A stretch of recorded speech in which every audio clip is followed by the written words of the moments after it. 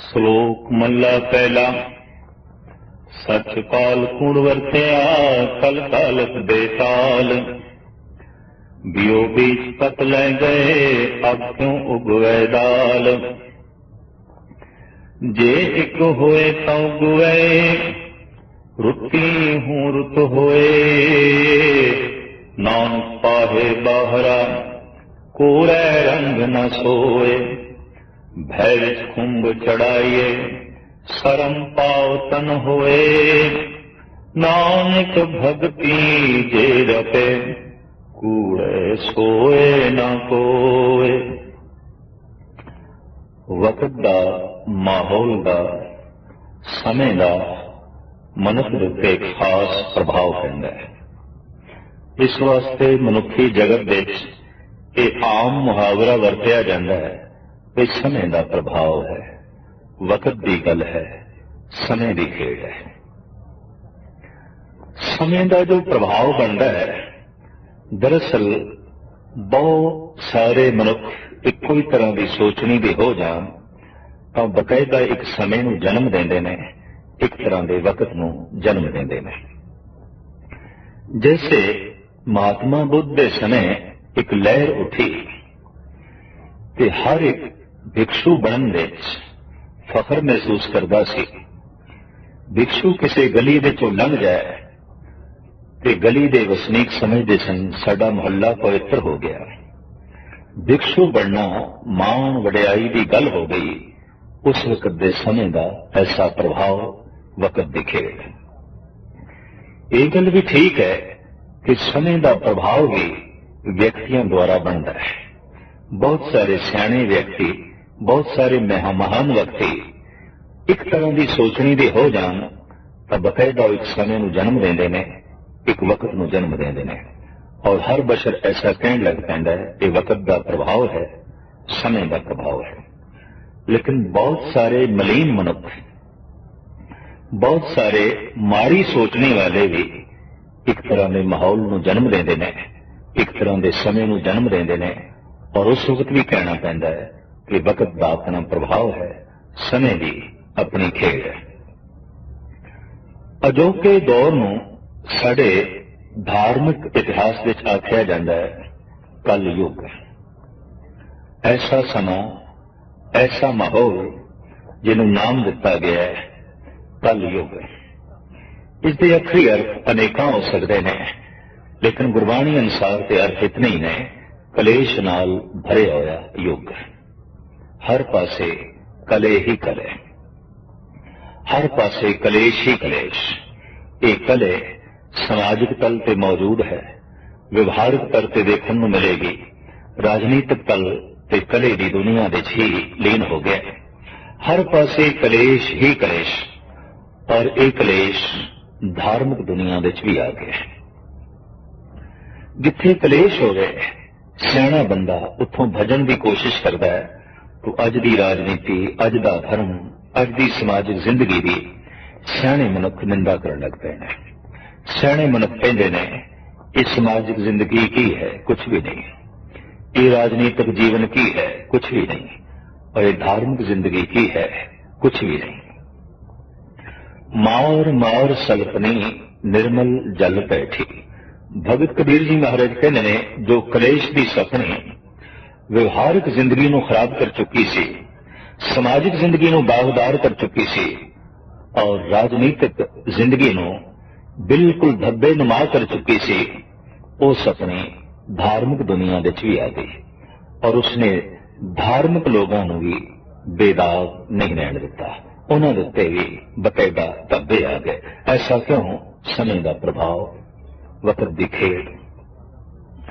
ਬਹੁਤ ਸਾਰੇ ਗਲਤ ਸੋਚਣੀ ਦੇ ਮਨੁੱਖ ਇੱਕੋ ਹੀ ਸਮੇਂ ਵਿੱਚ ਹੋ ਜਾਣ ਤਾਂ ਉਹ ਇੱਕ ਤਰ੍ਹਾਂ ਦੇ ਮਾਹੌਲ ਨੂੰ, ਇੱਕ ਤਰ੍ਹਾਂ ਦੇ ਸਮੇਂ ਨੂੰ ਜਨਮ ਦਿੰਦੇ ਨੇ। ਅਜੋਕਾ ਇਹ ਜਿਹੜਾ ਦੌਰ ਹੈ, ਬਹੁ ਗਿਣਤੀ ਵਿੱਚ ਗਲਤ ਸੋਚਣ ਵਾਲੇ ਹੀ ਮਨੁੱਖ ਨੇ, ਔਰ ਉਸ ਦਾ ਅੰਜਾਮ ਅਸੀਂ ਚਾਰੋਂ ਪਾਸੇ ਬਿਖਰਿਆ ਹੋਇਆ ਦੇਖ ਸਕਦੇ ਹਾਂ। ਸਿਆਣਿਆਂ ਦਾ ਕਹਿਣਾ ਹੈ ਕਿ ਕੜਵੇ ਫਲ ਵੇਖ ਕੇ ਹੀ ਅੰਦਾਜ਼ਾ ਲਾਣਾ ਪੈਂਦਾ ਹੈ ਕਿ ਬੀਜ ਗਲਤ ਬੋਇਆ ਗਿਆ ਸੀ, ਬੀਜ ਠੀਕ ਨਹੀਂ ਬੋਇਆ ਗਿਆ ਸੀ। ਅਜੋਕੀ ਜੀਵਨ ਸ਼ੈਲੀ ਨੂੰ ਵੇਖ ਕੇ ਹੀ ਅੰਦਾਜ਼ਾ ਲਾਣਾ ਪੈਂਦਾ ਹੈ ਕਿ ਜੀਵਨ ਗਲਤ ਹੈ, ਜੀਵਨ ਦੀ ਬੁਨਿਆਦ ਗਲਤ ਹੈ, ਜੀਵਨ ਦੇ ਆਧਾਰ ਗਲਤ ਨੇ। ਸਾਹਿਬ ਇਸ ਵਾਸਤੇ ਕਹਿੰਦੇ ਨੇ ਕਿ ਸੱਚ ਕਾਲ ਕੂੜ ਵਰਤਿਆ, ਕਲ ਕਾਲਕ ਬੇਕਾਰ।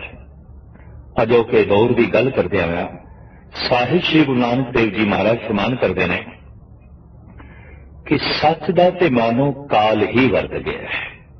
ਕਿਸੇ ਪਾਸੇ ਸੱਚ ਦੇਖਣ ਨੂੰ ਨਹੀਂ ਮਿਲਦਾ, ਨਾ ਰਾਜਨੀਤਿਕ ਦੁਨੀਆ 'ਚ, ਨਾ ਸਮਾਜਿਕ ਦੁਨੀਆ 'ਚ, ਔਰ ਨਾ ਹੀ ਧਾਰਮਿਕ ਦੁਨੀਆ 'ਚ।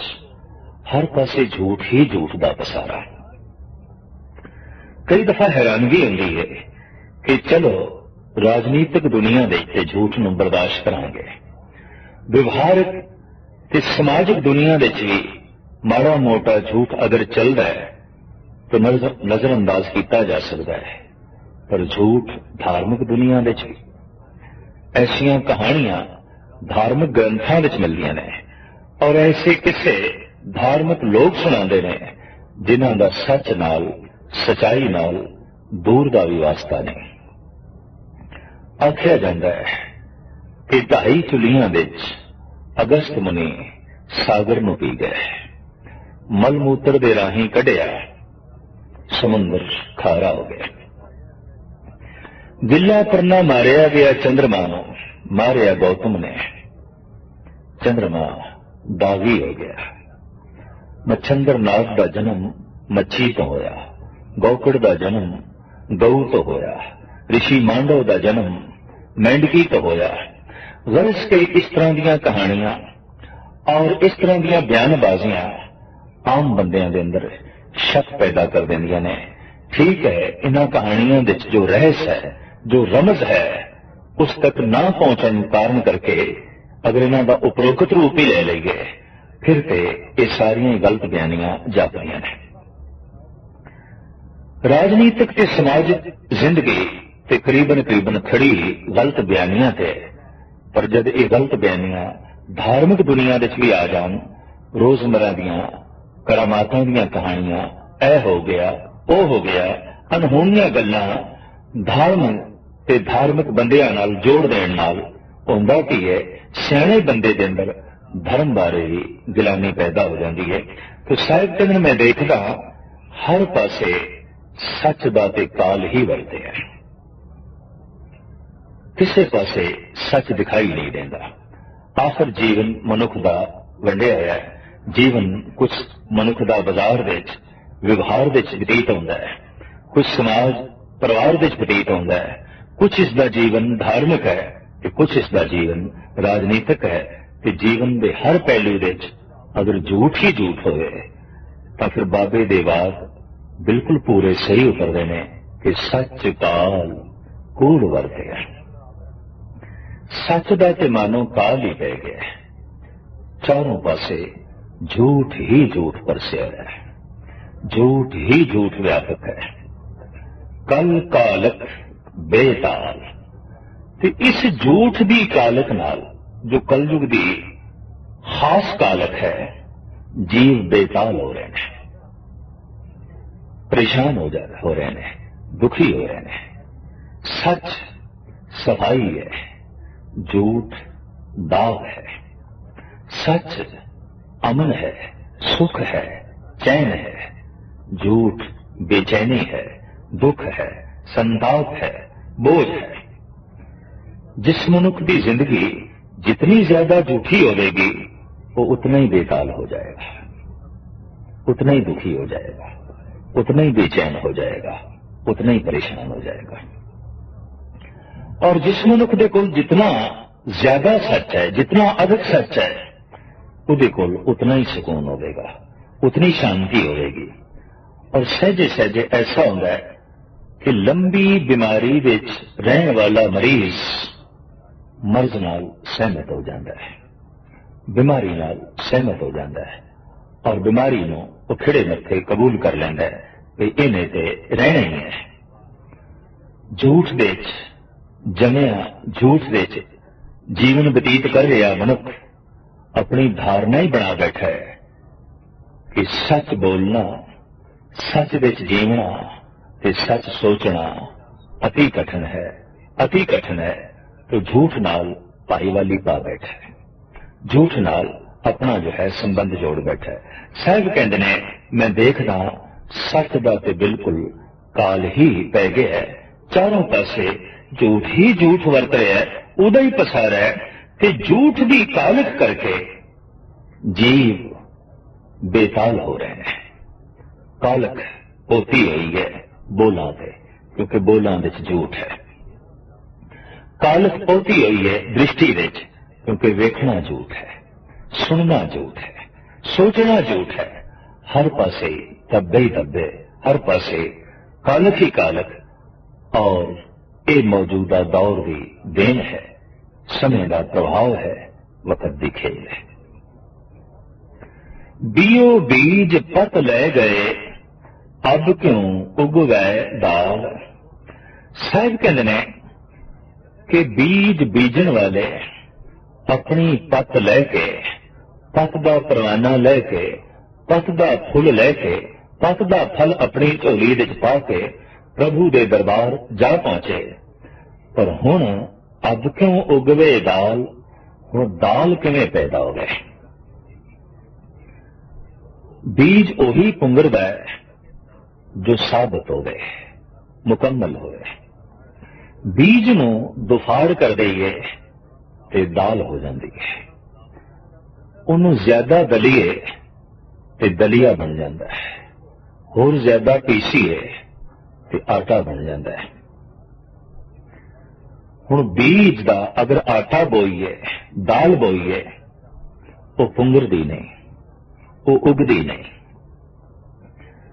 उगण लई बीज दा प्रफुल्लित होण लई बीज दा साबित होना अत्यंत लाजमी है, खास लाजमी है। ते मनुख कोल एक बीज है, अकाल पुरख दा दिता होया, परिपूर्ण परमात्मा दा दिता होया, वो बीज है मन।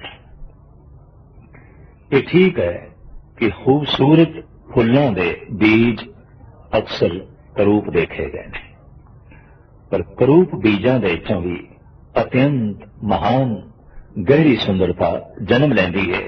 ये ठीक है, मन अपने आप दे करूप है, लेकिन ये विचों सुंदर परमात्मा प्रगट हो सकता है। मन तू जोत स्वरूप है अपना मूल पछान। किसान की तरह सूझ समझ रखने वाला मनुख अगर मन रूपी बीज का सही इस्तेमाल करे तो ये परम ज्योति प्रगट हो सकती है। और बकायदा साहिब श्री गुरु नानक देव जी महाराज ने इस श्लोक विच इस ढंग की प्रेरणा दी है कि ऐ बंदे तेरे कोल एक बीज है, मन। हुण सियाणा किसान जानता है कि धरती अनुकूल चाहिए बीज है, धरती विच वतर चाहिए है, खाद चाहिए, फिर रोड़े वट्टे कंडे ना होन, हल चलाया जाता है, सुहागा फेरिया जाता है। पहले बीज बीजण दे अनुकूल धरती की जाती है, फिर बीज बीजिया जाता है। बंजर जमीन विच, पथरेली जमीन विच, उबड़ खाबड़ जमीन विच अगर बीज सुट दिता जाए तो वह मुकम्मल ढंग नाल प्रफुल्लित नहीं होता। रोज का सत्संग, रोज का कथा कीर्तन सुनना, रोज का महापुरुषों की सोबत विच बैठना, ये सिर्फ इसलिए है कि हिरदे की धरती मनुख ठीक करे, फिर ये बीज ढंग का प्रफुल्लित हो गए, पनप सके। साहिब श्री गुरु नानक देव जी महाराज इत्थे मन नूं बीज कह रहे हैं, ते बीज नूं बीजना है, कित्थे बीजना है। बहुत सोहने ख्याल साहिब श्री गुरु नानक देव जी महाराज ने इस पावन पवित्र वाक विच दिते ने। गुरु का शब्द ये धरती है और ऐ बंदे तेरा मन बीज है। शब्द अपने आप में सवरी हुई धरती है। इस शब्द देखते, इस श्लोक देखते सतगुरु ऐसा ही कह रहे हैं, ऐ बंदे तेनों हुण इत्थे धरती सवारन की लोड़ नहीं, बल्कि अपना बीज ठीक करने की लोड़ है। तो सवाल पैदा होगा, बीज दे की है? बीज साबित नहीं है, दाल हो गया, दुफाड़ हो गया। जब भी कोई मनुख धार्मिक कर्म करता है, दुबदा उस वक्त बनी रहती है। मन का एक हिस्सा कहता है ये करिए, दूजा कहता नहीं। मन का एक हिस्सा कहता है अमृत वेले उठ के नाम जपना है, और अमृत वेला होया मन का दूसरा हिस्सा कहता नहीं पैर फिर देखांगे। मन का एक हिस्सा कहता है चलिए गुरुद्वारे सत्संग दे, और सत्संग का वक्त होया मन का दूसरा हिस्सा कहता है रहन देइए फिर देखांगे। ये जी दुबदा है ये दाल है, और दो पासे की भावना मनुख नूं किसी पासे का भी रहन नहीं देती। देखो सज्जी अख अगर सज्जे पासे वेखे तो खब्बी खब्बे पासे वेखे, मनुख कुछ सही वेख नहीं सकेगा। सज्जा कन कुछ होर सुने तो खब्बा कन कुछ होर सुने। दरअसल कोई भी शब्द पल्ले नहीं पै सकेगा। सज्जी लत सज्जे पासे जावे तो खब्बी लत खब्बे पासे जावे, मनुख उत्थे ही ढेरी हो जाएगा, किसी थां से भी पहुंच नहीं सकेगा।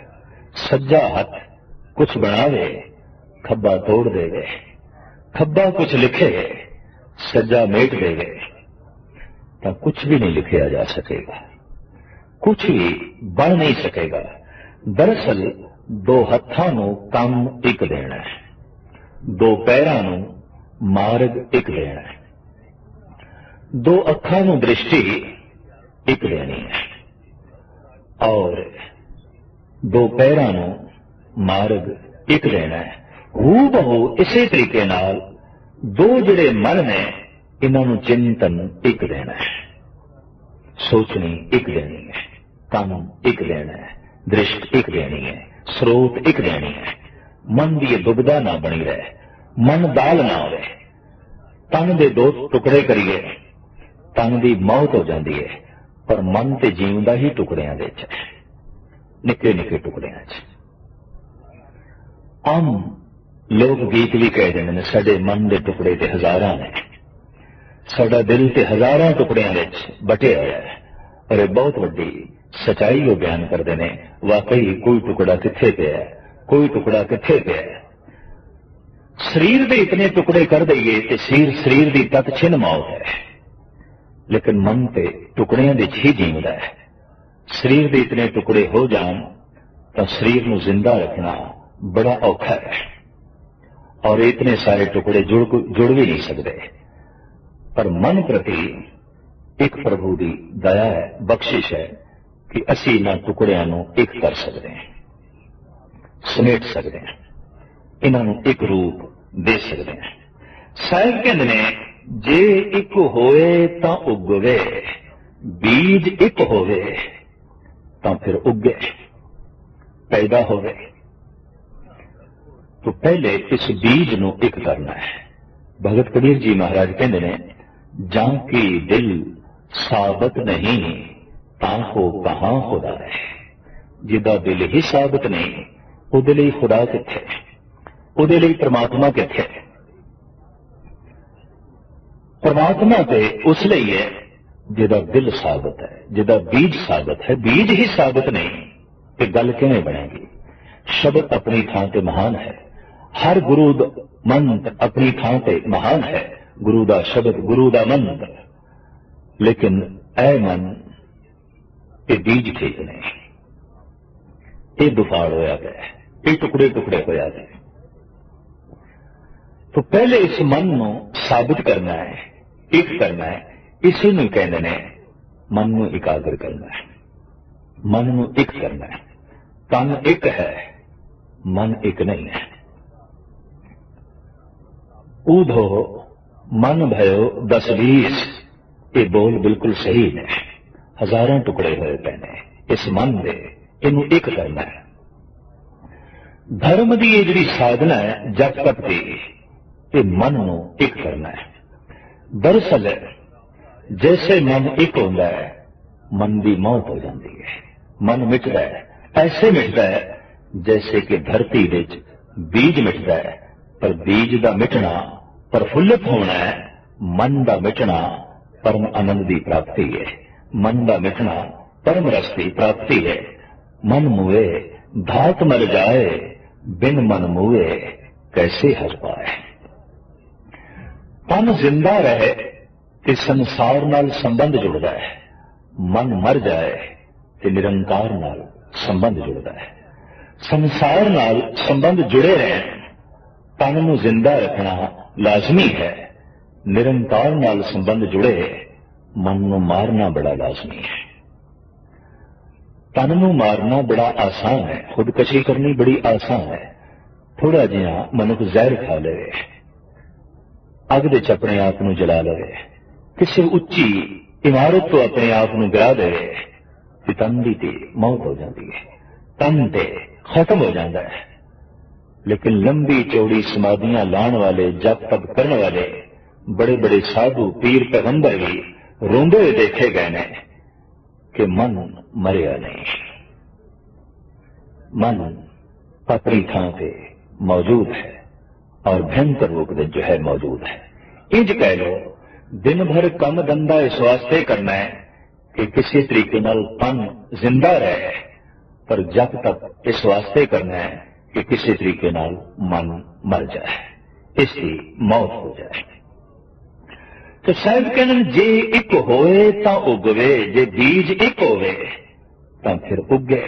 एक दूसरी होर शर्त भी, रुत्ती हूं रुत होए। बीज दा एक होना ते बड़ा लाजमी है, पर बीजन दी रुत दा होना भी बड़ा लाजमी है। रुत भी चाहिए।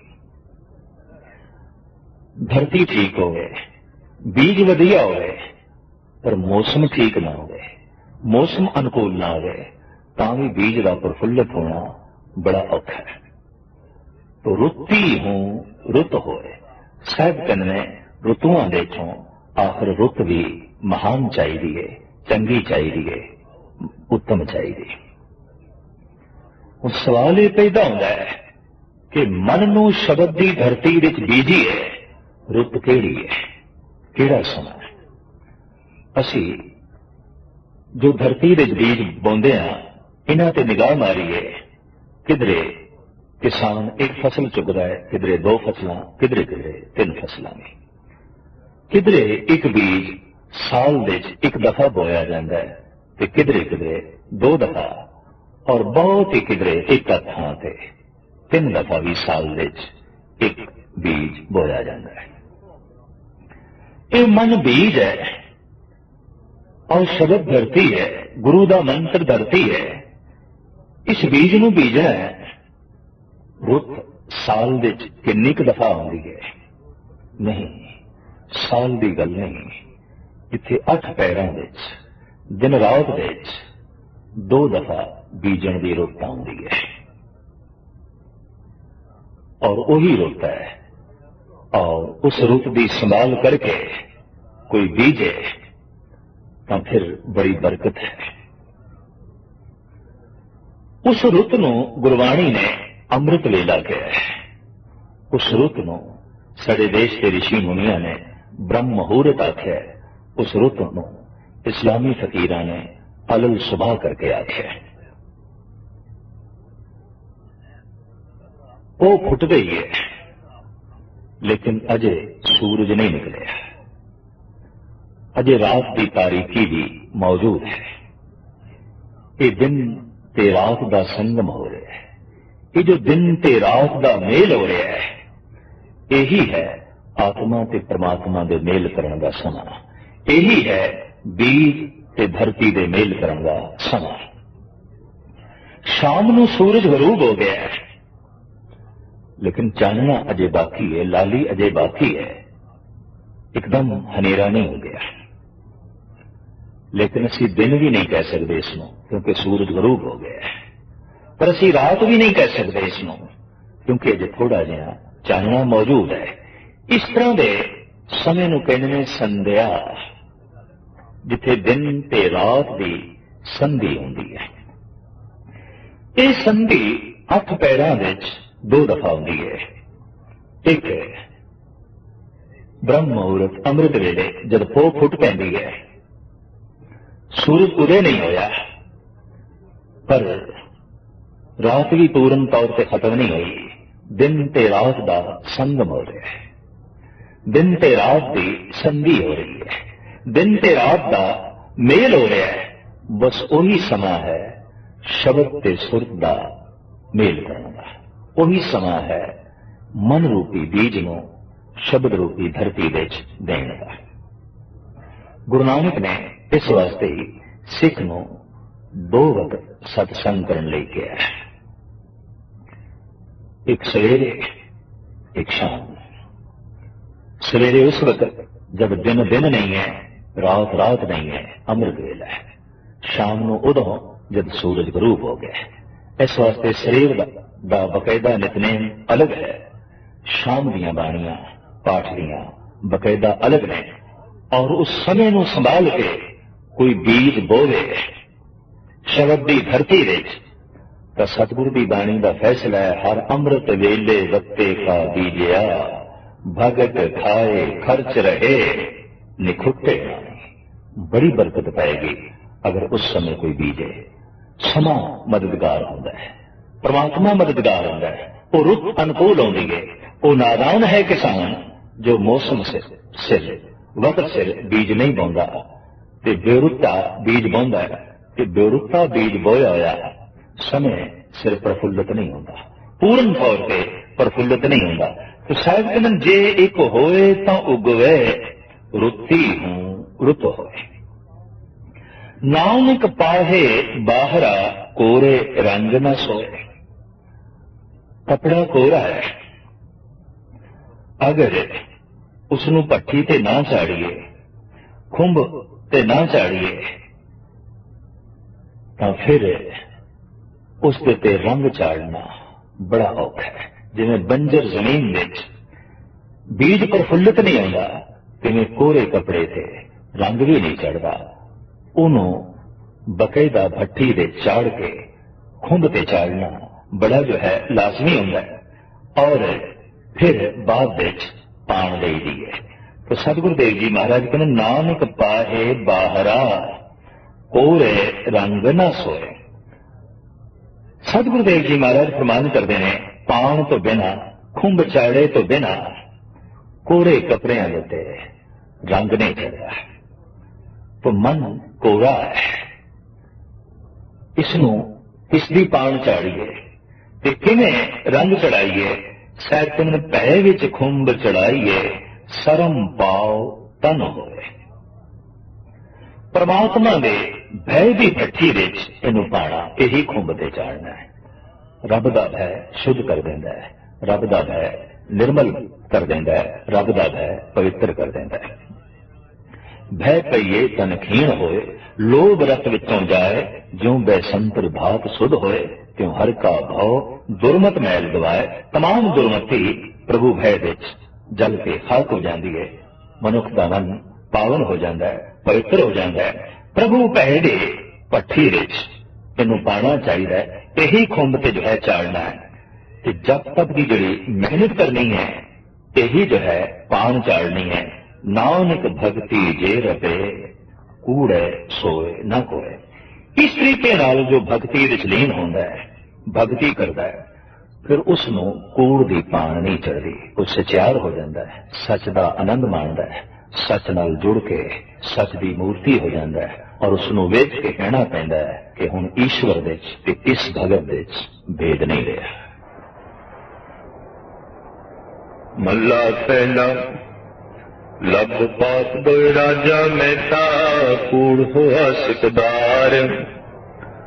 काम ने विसद पुछिए, बे करे विचार। अंधी रैयते ज्ञान में होनी, भय भरे मुर्दार। ज्ञानी नचे वाजे वावे, रूप करे श्रृंगार। ऊंचे कूके वादा गावे, जोधा का विचार। मूर्ख पंडित हुकमत हुज्जत, संजय करे प्यार। विचार। धर्मी धर्म करेगा गावे मंगे मोख द्वार। जति सदावे जुगत न जाने छड़ गए घर बार। सबको पूरा आपे होवे घट न कोई आखे। पत परवाना पिछे पाइए ता नानक तो लिया जापे। मल्ला पहला वदी समझ जग नानका सच्चा वेखे सोए। सबनी छाला मारियां करता करे सो होए। अगे जात न जोर है अगे जीव नवे। जिनकी लेखे पत पवे चंगे से के पौड़ी। धुर कर्म जिना को तुद पाया ता तिन्नी खसम थे आया। इनो जनता के वस कुछ नहीं तुद वेखी जगत उपाया। एक नानू तू मेल ले आपे तू दुख आया। गुर कृपा ते जानिया जिथे तुद आप बुझाया। सहजे सच समाया सहजे ही सच समाया। आसा दीवार दी 11वीं पौड़ी ते उस दे नाल ये दूजे तीजे श्लोक साहिब श्री गुरु नानक देव जी महाराज के उच्चारण किए हुए हैं। इस श्लोक दे साहिब श्री गुरु नानक देव जी महाराज बड़ी अध्यात्मिक डूंघाई की गल करते हैं। आप फरमान करते हैं जैसे बाहर क्रांतियां होंदियां ने मनुख के मानसिक तल से भी क्रांतियां होंदियां ने। राज पलटे दे नाल करीबन बाहर की दुनिया बहुत कुछ बदल जाता है। विधान बदल जाते हैं। कई दफा हुकूमतां दे बदलदियां हुकूमतां दे चक्कर चैन निशान बदल जाते हैं। तौर तरीके बदल जाते हैं। ये क्रांति अक्सर राजनीतिक क्रांति कहलाती है। लेकिन मनुख का मन भी एक ऐसा है जिहदे वक्तन और समय की चाल के मुताबिक कोई ना कोई गुण या अवगुण राज करता है। अक्सर अवगुण प्रधान ही मनुखता रही है। अवगुण ही राज करते रहने। इस वास्ते दुनिया दे जगत दे कलेश बहुत सारा है और इसनूं कलयुग आख्या है। इस साहब इस तो पहले श्लोक विच कह रहे हैं कि सच दा ते मानो काल ही वरत पै गया है। फुड़ पै गई है। मूल अवगुण एक ही आंदा है ते एक अवगुण बाकी करीबन सारे अवगुणों को बुला लैंदा है, इकट्ठा करता है। इंज कह लीए कि हर मनुख का कुछ बुनियादी गुण वखरे वखरे है ते बुनियादी अवगुण भी वखरे वखरे है। जिहड़ा अवगुण मूल रूप दे प्रधान है उस दे नाल न लड़ के उसनूं न दूर करके मनुख जद दूसरे अवगुणों नाल संघर्ष करता है तो इहदे नाल जीवन शक्ति नष्ट हो जाती है और मनुख नूं करीबन मानसिक तल ते कामयाबी नसीब होनी औखी हो जाती है। ऐसा देखने विच आया है जद मन दे उत्ते काम दा राज होवे और यह अवगुण प्रधान होवे कि बहुत सारे मनुखों यही अवगुण प्रधान होवे तो समाजिक ढांचा दुराचार की लपेट में आ जाता है। फिर राजनीतिक दुनिया समाजिक दुनिया ते धार्मिक दुनिया दुराचार काबिले कबूल हो जाता है। ऐसा भी एक युग पृथ्वी पे लंघे है और हर देश में लंघे है। जब काम प्रधान साडा देश रहा है तो इस देश विच काम दे मंदिर बनते रहने, राम दे मंदिर नहीं, खजुराहा, कोरनार इस तरह के होर मंदिर जो करीबन काम कला के मंदिर ने, राम रस्ते मंदिर नहीं है। जब काम प्रधान होवे और बहु गिनती दे मनुखता दे काम का ही राज होवे तो धार्मिक मंदिर भी काम दे ही बनणगे। समाजिक ढांचा कामी होवेगा और राजनीतिक दुनिया में भी काम प्रधान हो जाएगा। दुराचार नहीं होवेगा, वो काबिल कबूल हो जाएगा, समाज का हिस्सा बन जाएगा, धर्म का हिस्सा बन जाएगा। और जब मनुख के मन के अहंकार प्रधान होवे तो अहंकार प्रधान होंदिया जुल्म प्रधान हो जाता है, जबर प्रधान हो जाता है। बहु गिणती विच मनुखां दे मन ते अहंकार का राज होवे। अहंकार का मतलब मैं हाँ तू नहीं है, मैं होवा तू कौन है, तू कुछ भी नहीं। जब मैं प्रधान होता है, मैं प्रगाढ़ होता है, वो तू बर्दाश्त नहीं करता। जे तू सामने आवे तो फिर जबर है, जुल्म है, तशद्दुद है, उन्हें झुकाना है, उन्हें मिठाना है। अहंकार अगर बहु गिणती विच ते बहुत सारे मनुखां दे मन ते प्रधान होवे तो चारों पासे जो वातावरण बनता है उहदे च जुल्म ही जुल्म होंदा है, तशद्दुद ही तशद्दुद होंदा है। कमजोर लई जीवना हराम हो जाता है, कमजोर लई जिंदगी नरक हो जाती है। और इसी तरीके नाल मनुख दे मन दे उत्ते जे लोभ प्रधान होवे, लोभ राज करे और बहु गिणती विच लोगों के मन दे उत्ते लोभ दा ही राज होवे तो चारों पासे जो वातावरण बनता है उहदे च पाप ही पाप होता है। छीना झपटी, उहदे च जरब पहुंचाना ते छीना झपटी आम प्रवान गल हो जाती है, क्योंकि लोभ प्रधान तो कुदरती गल है, ढांचा पाप प्रधान हो ही जाता है। बाकी क्रोध ते मोह ये मूल अवगुण नहीं ने, ये उकसाहट नाल पैदा होंदे ने। अगर कोई काम की पूर्ति कर दे तो उससे मोह आता है, कोई रोक खड़ी कर दे उससे क्रोध आता है। जो अहंकार में पट्ठे पा दे उससे मोह आता है, प्यारा लगता है, और जो रोक खड़ी कर दे उससे क्रोध आता है। इसी तरीके दे नाल जो लोभ की पूर्ति कर दे उससे मोह आता है, वो प्यारा लगता है, पर जो रोक खड़ी कर दे उससे क्रोध पैदा होता है, वो चंगा नहीं लगता है। साहिब श्री गुरु नानक देव जी महाराज अजोके समय का जो मानसिक मंडल है उसका नक्शा इस ढंग नाल चित्रदे ने। लब पा दो राजा महता कूड़ होआ सिकदार। जीवां दे मन दे लोभ दा राज है, चस्कियां दा राज है। और जब लोभ राजा होता है, जबान के चस्के प्रधान होंगे ने, तां फिर हकीकत है साहब कहते ने महता जिहड़ा है, वजीर जिहड़ा है, ये कूड़ होवेगा। लब पा दो राजा महता कूड़ होआ सिकदार।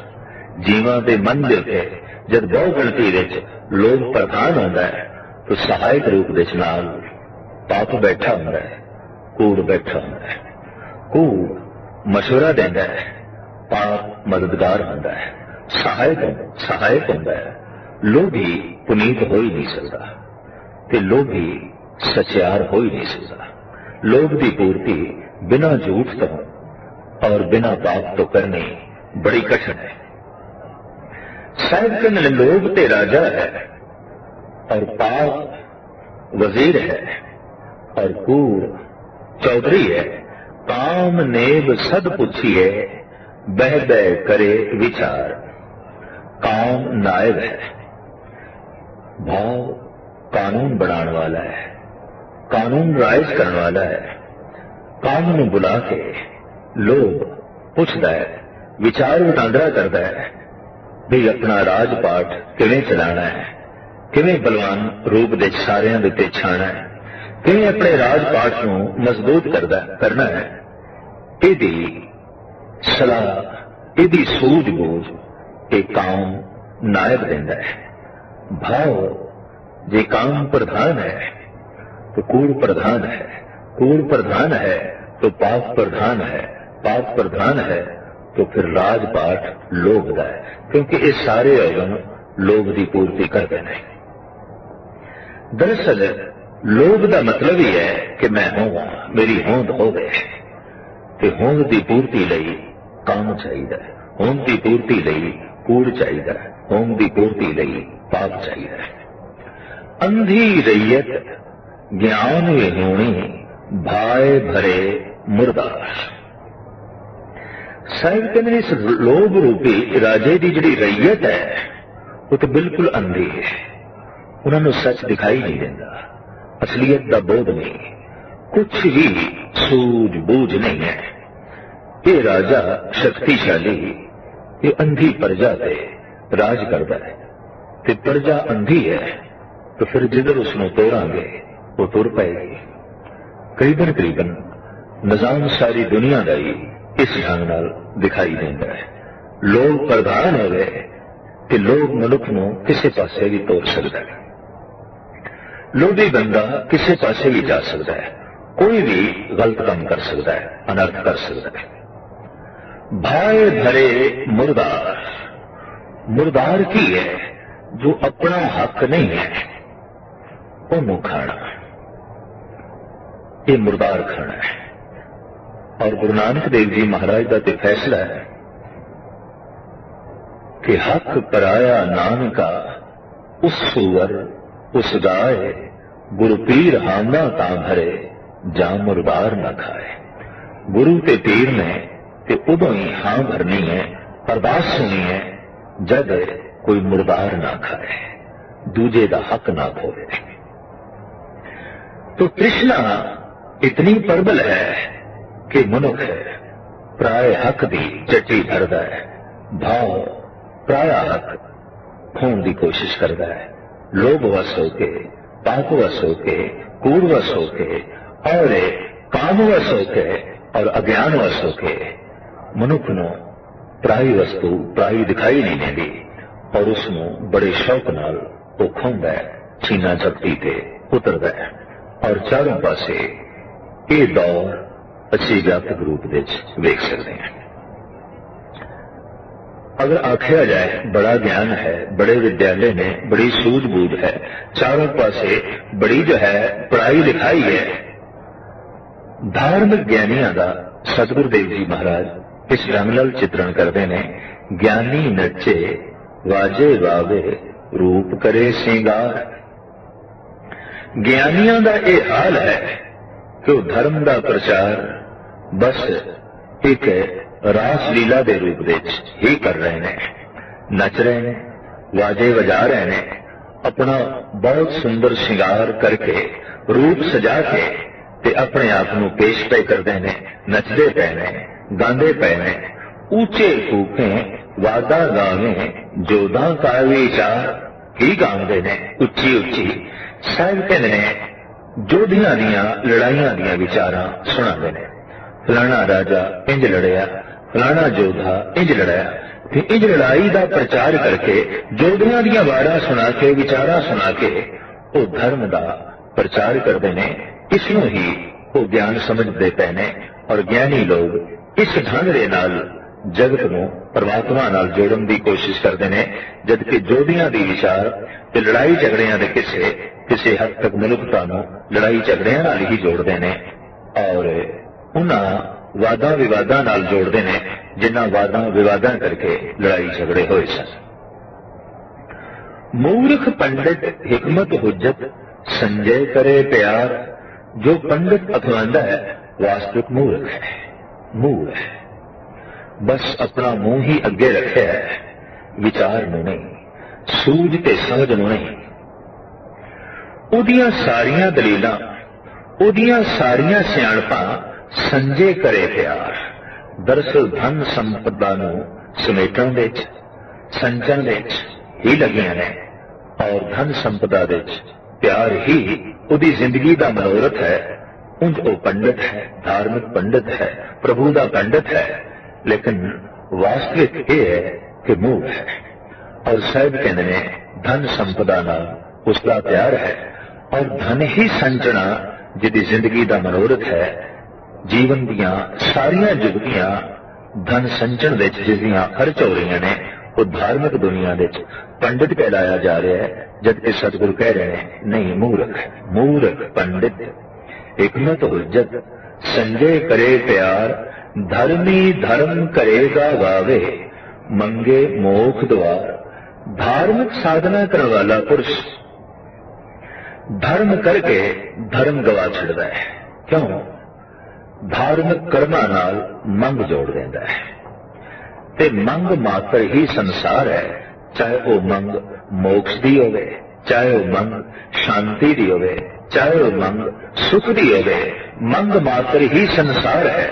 ऐसा धार्मिक कर्म मनुख नूं संसार तो उच्चा नहीं उठा सकता। दरअसल धर्म ते ओही है जिहदे च कोई मंग ना रह जाए। सेवा करत होए नह कामी, इसको हो प्राप्त स्वामी।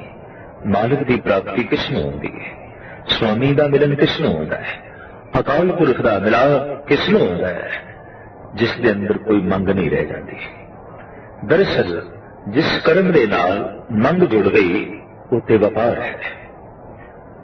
और धार्मिक दुनिया के अनेकों इस तरह के अडंबर कर्म करीबन गुरु नानक देव जी महाराज की दृष्टि व्यापार कहलाते हैं।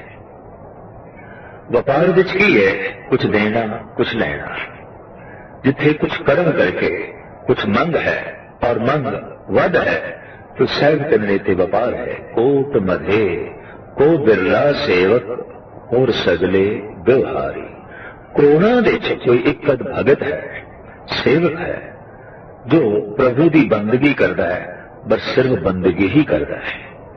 बंदगी करता है सिर्फ बंदगी ही नहीं, ते बंदगी ही रस है, बंदगी ही आनंद है, बंदगी ही उसकी जीवन का मनोरथ है। बंदगी दे नाल मंग जुड़दे ही बंदगी व्यापार बन जाती है। बंदगी नहीं रह जाती, इबादत नहीं रह जाती। इकबाल का तभी तो कहना है, इबादत करते हैं जो लोग जन्नत की तमन्ना में, इबादत तो नहीं ये एक तरह की तिजारत है। जिस वक्त इबादत के नाल कोई मंग जुड़ी, इबादत तिजारत बन गई, इबादत व्यापार बन गई, बंदगी दुनिया का बंदा बन के जो है रह गई।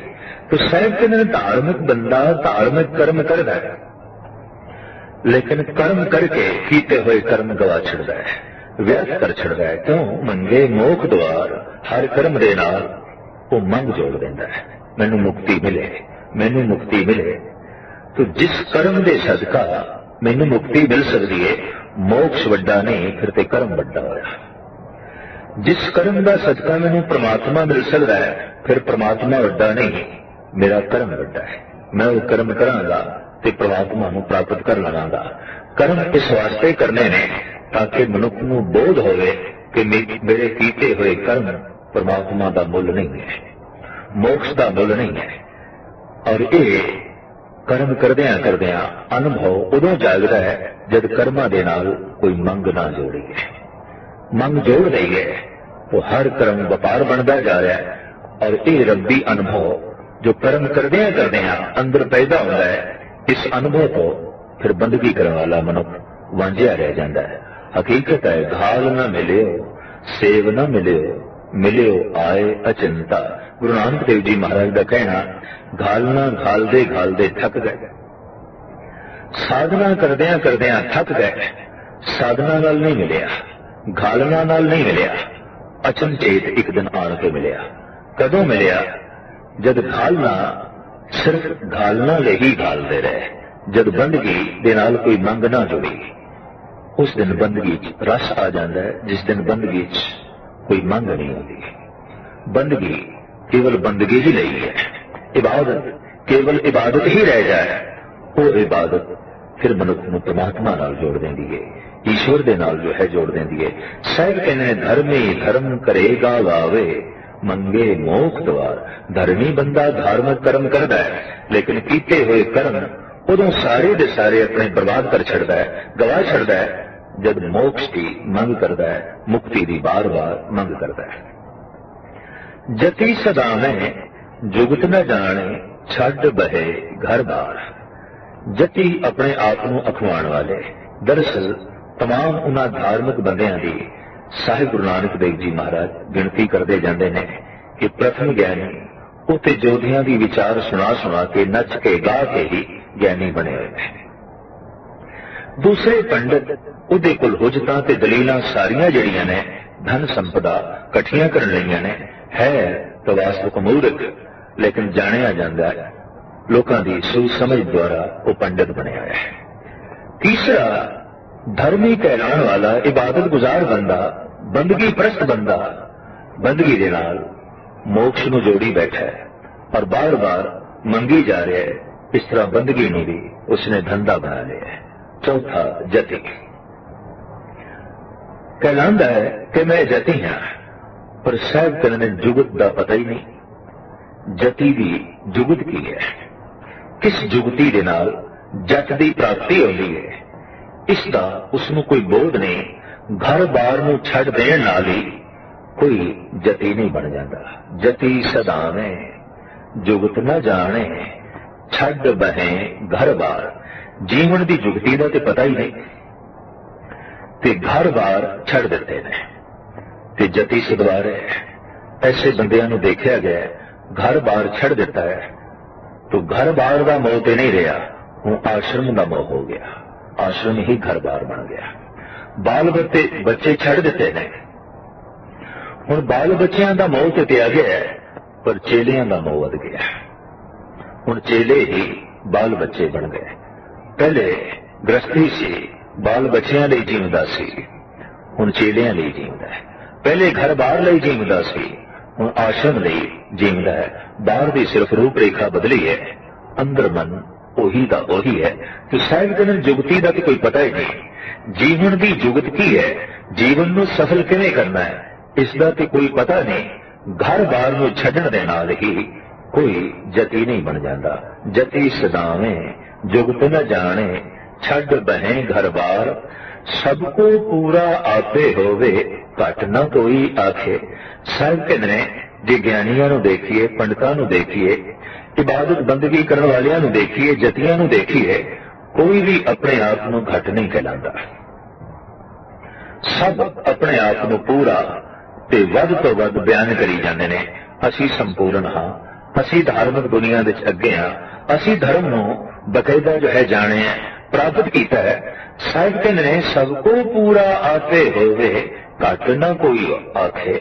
ਆਪਣੇ ਆਪ ਦੇ ਸਾਰੇ ਪੂਰੇ ਹੋਏ ਬੈਠੇ ਨੇ, ਸਭ ਪੂਰਨ ਪੁਰਖ ਨੇ, ਮੁਕੰਮਲ ਇਨਸਾਨ ਨੇ। ਕੋਈ ਵੀ ਆਪਣੇ ਆਪ ਦੀ ਉਣਤਾਈ ਨੂੰ ਕਬੂਲ ਕਰਨ ਨੂੰ ਤਿਆਰ ਨਹੀਂ। ਗਿਆਨੀ ਇਹ ਕਬੂਲ ਕਰਨ ਨੂੰ ਤਿਆਰ ਨਹੀਂ ਕਿ ਲੜਾਈ ਝਗੜਿਆਂ ਦੀਆਂ ਗੱਲਾਂ ਸੁਣਾ ਕੇ ਨੱਚ ਟੱਪ ਕੇ ਮਨ ਨੂੰ ਕਿਵੇਂ ਇਕਾਗਰ ਕੀਤਾ ਜਾ ਸਕਦਾ ਹੈ। ਤੇ ਧਨ ਸੰਚਣਾ ਤੇ ਜੀਵਨ ਦਾ ਮਨੋਰਥ ਧਨ ਦਾ ਸੰਚਣਾ ਸਮਝ ਲੈਣਾ, ਇਸ ਦੇ ਵਿੱਚ ਕਾਦੀ ਪੰਡਤਾਈ ਹੋਈ ਹੈ। ਇਹ ਤੇ ਸੰਸਾਰ ਦਾ ਹੀ ਸਿਲਸਿਲਾ ਹੈ। ਔਰ ਇਸੇ ਤਰੀਕੇ ਨਾਲ ਬਾਰ-ਬਾਰ ਮੁਕਤੀ ਦੀ ਮੰਗ ਕਰੀ ਜਾਣੀ ਤੇ ਇਬਾਦਤ ਕਰੀ ਜਾਣੀ ਤੇ ਫਿਰ ਵੀ ਆਪਣੇ ਆਪ ਨੂੰ ਪੂਰਾ ਆਖੀ ਜਾਣਾ ਜਦ ਕਿ ਮੋਕਸ਼ ਦੀ ਮੰਗ ਨਾਲ ਜੋ ਹੈ ਚੱਲ ਰਹੀ ਹੈ। ਔਰ ਇਸੇ ਤਰੀਕੇ ਨਾਲ ਕੇਵਲ ਘਰ-ਬਾਰ ਛੜਿਆ, ਮੋਹ ਆਸ਼ਰਮ ਨਾਲ ਵੱਧ ਗਿਆ ਤੇ ਫਿਰ ਵੀ ਆਪਣੇ ਆਪ ਨੂੰ ਪੂਰਾ ਆਖੀ ਜਾ ਰਿਹਾ। ਸਾਹਿਬ ਕਹਿੰਦੇ ਨੇ ਇਸ ਤਰ੍ਹਾਂ ਦੇ ਅਧੂਰੇ ਜਿਹੜੇ ਮਨੁੱਖ ਨੇ ਧਾਰਮਿਕ ਦੁਨੀਆ ਦੇ, ਇਹ ਆਪਣੇ ਆਪ ਨੂੰ ਪੂਰਾ ਆਖੀ ਜਾ ਰਹੇ ਨੇ। ਸਭ ਕੋ ਪੂਰਾ आपे होवे, घट न कोई आखे। पत परवाना पिछे पाइए, ता नानक तोलिया जापे। सतगुरु देव जी महाराज कहते हैं पूरा ये मनुख है, वाकई तोल बोल के पूरा उतरे है। ये तां ही जानिया जाएगा कि एक पलड़े विच इसदे कर्म होवन, इसदी जिंदगी होवे, दी बंदगी होवे, दा ज्ञान होवे, दी पंडिताई होवे ते दूजे पलड़े विच परमात्मा वल्लों मिली हुई इज्जत होवे, बख्शिश होवे, रहमत होवे। तां ही समझिया जाएगा कि यह तोल बोल ते पूरा उतरिया है, इहदा जग सफल होया, इहदा धर्म सफल होया, इहदे जतीपणे नूं भाग लगे और इहदा ज्ञान पूर्ण तौर ते फलीभूत होया। क्योंकि दूजे पलड़े विच इहनूं इज्जत मिल गई, इहनूं मान वडियाई मिल गई, इहदा जीवन सफल हो गया, परमात्मा की खुशी का पात्र बन गया, रहमत ते बख्शिश दे नाल इहदी झोली भर गई। दूसरा श्लोक, वधी सुवज्जन नानका सच्चा वेखै सोए। वधी मिथी हुई गल, परमात्मा वालों जो मिथी हुई गल है आखिर उही प्रगट हुई है, उही होया है। कभी गौर मुताला करिए, सब कुछ हो रहा है, कीता नहीं जा रहा। जन्म होया है, मरण हो रहा है, दिन हो रहा है, रात हो रही है, सूरज उदय हो रहा है, सूरज अस्त हो रहा है, पूर्णमासी दे पूर्ण चंद्रमा खड़े है, पर मस्या दी रात है, अंधकार काली बोली जो है रात है। ये सब कुछ हो रहा है, मनुख के हाथ विच नहीं है। ना मनुख मसीहा का जन्मदाता है, ना मनुख पूर्णमासी का जन्मदाता है, ना मनुख दिन का जन्मदाता है, ना मनुख रात का जन्मदाता है, ना ही मनुख जन्म का दाता है, ना ही मरण का दाता है। ते जब ये सब कुछ मनुख के हाथ विच नहीं, तो फिर कुछ भी मनुख के हाथ विच नहीं। सब कुछ प्रभु वालों जो मिथ्या होया है वही कुछ हो रहा है, वही प्रगट हो रहा है। साबित न वदी सो वजग नानका सच्चा वेखे सोए। जो परमात्मा वालों मिथी हुई गल है वही वजग वही प्रगट हुई है। और अपनी मिथी हुई गल नूं प्रगट होया वेख परिपूर्ण परमात्मा सुभायमान हो रहा है। वेख वेख के खुश हो रहा है भाई जो मैं मिथे है वही हो रहा है, जो मैं सोचे है वही हो रहा है। सबनी छाला मारियां करता करे सो होए। छाला ते बथेरिया ने मारियां कि इस तो उल्ट कुछ हो गए। जो प्रभु ने मिथे है इस तो उल्ट कुछ हो गए। लेकिन हकीकत यह है वही कुछ होता है जो करते ने मिथे है, जो